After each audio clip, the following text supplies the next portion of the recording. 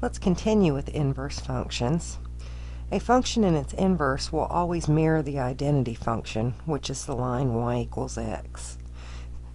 And when you compose a function with its inverse, you're going to end up with the identity function. Meaning, if you have the function composed with the inverse, you're always going to get the answer x. Or if you compose the inverse with the function, you're always going to get the answer x.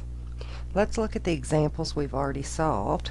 We said that the function was 2x plus 5, and the inverse was x minus 5 over 2.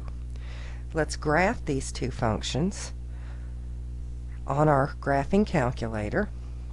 Go to your y equals screen, clear anything out that's there. On the first y1, plug in your function. We're going to plug in 2x plus 5.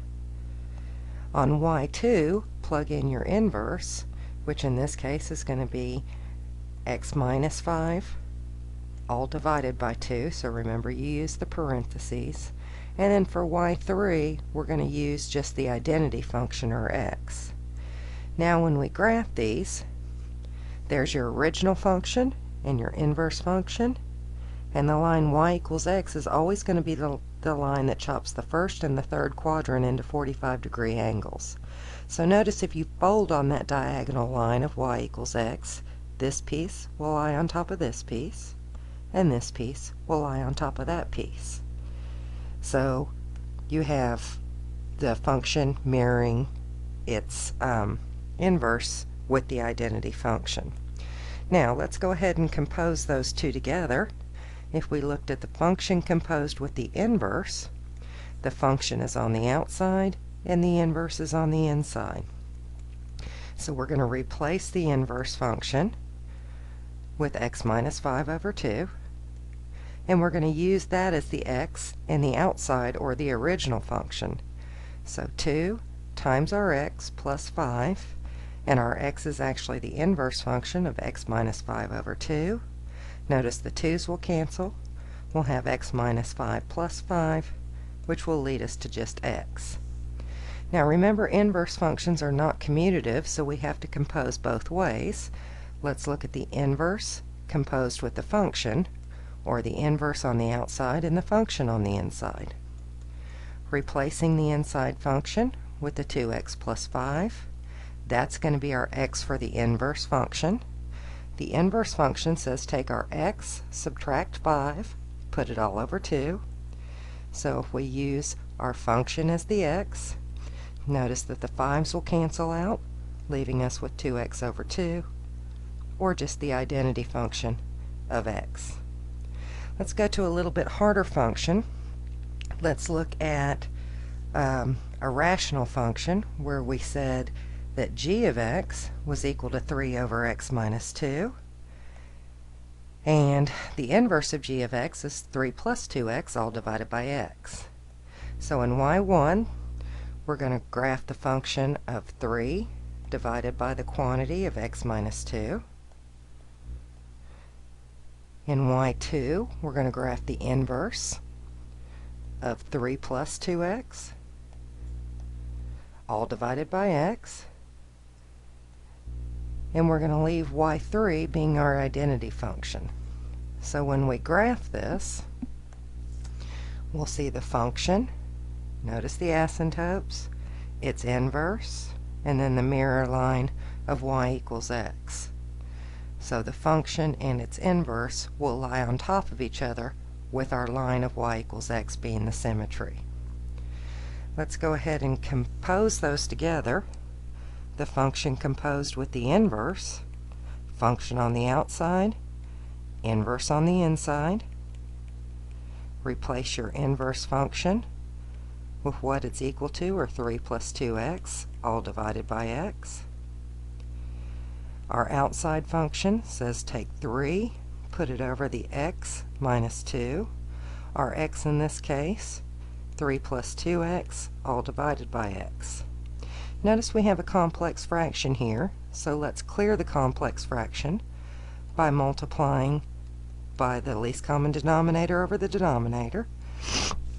Remember, we can multiply any fraction by another fraction of 1 without changing the value. On the top, that's going to give us 3x. On the bottom, we're going to have to distribute. The x times the fraction will cancel the fraction out, leaving us with 3 plus 2x. And then the x times the negative 2 is going to leave us with minus 2x.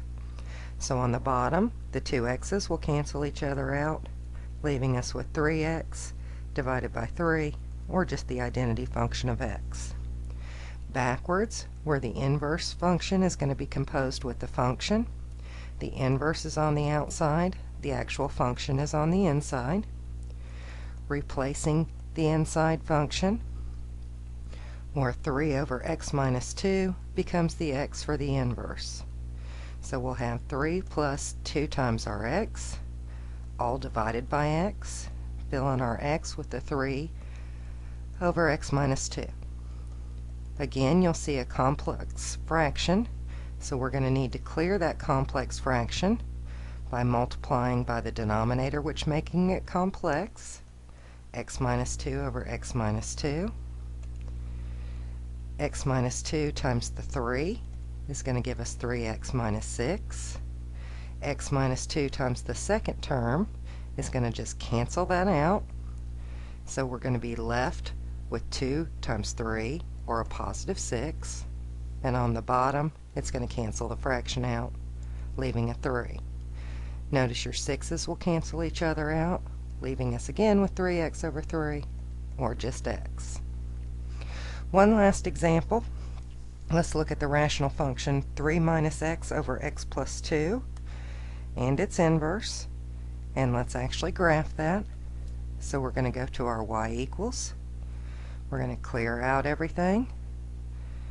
In our top function, we're going to graph the quantity of 3 minus x, all divided by x plus 2. We're going to type in for y2 our inverse function of 3 minus 2x, all divided by x plus 1. This is a little bit easier to see on a, whoops, forgot my parentheses, on an 84 calculator, because we don't have to be in the dot mode. If you have an 83 calculator, you need to remember that when you graph rational functions, you're always going to be in the dot mode. So look at that graph. There's the function and its inverse, and the identity function will make those two functions mirror each other. Doing the compositions, the function composed with its inverse means the function is on the outside. The inverse is what's going to be used for the x. We'll replace the inverse with the 3 minus 2x over x plus 1. It becomes the x for the outside function, or 3 minus our x all over our x plus 2. And we use the 3 minus 2x over x plus 1. Since we have a complex fraction, we're going to clean it up, multiply both top and bottom by x plus 1. Have to distribute on the top and on the bottom.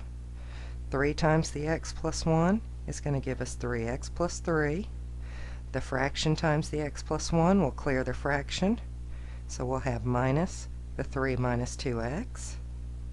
On the bottom, clear the fraction, and we'll have 3 minus 2x plus the 2 times the x plus 1, which is 2x plus 2. Now distribute our negative sign on the top, so we'll have 3x plus 3 minus 3 plus 2x. On the bottom, go ahead and cancel out those x terms, which will leave us with 3 plus 2. So the bottom is really going to be 5. The top, notice your 3's will cancel out. You'll be left with 5x, and 5x over 5 is just x. A little bit hairier, but let's go ahead and look at the inverse composed with the function. So we're going to use the inverse function as our main function and the regular function as its x. we're going to plug in the 3 minus x over x plus 2 as our x in the inverse function, which is 3 minus 2 times our x all over our x plus 1, filling in our new x, clearing the complex fraction by multiplying top and bottom times the denominator that's making it complex. Don't forget to distribute. 3 times our x plus 2 is going to be 3x plus 6. The fraction times the x plus 2 is going to clear the fraction out, so we're left with minus 2 times 3 minus x. On the bottom, clear out the fraction, left with 3 minus x. And then the x plus 2 times 1 is going to give us a positive x plus 2. So on the top, we're going to have 3 minus 6 plus 6 minus 6 plus 2x. On the bottom, we're going to have just a plain old 5. Top is going to be 5x. Notice the 6's cancel out. So 5x divided by x is just x.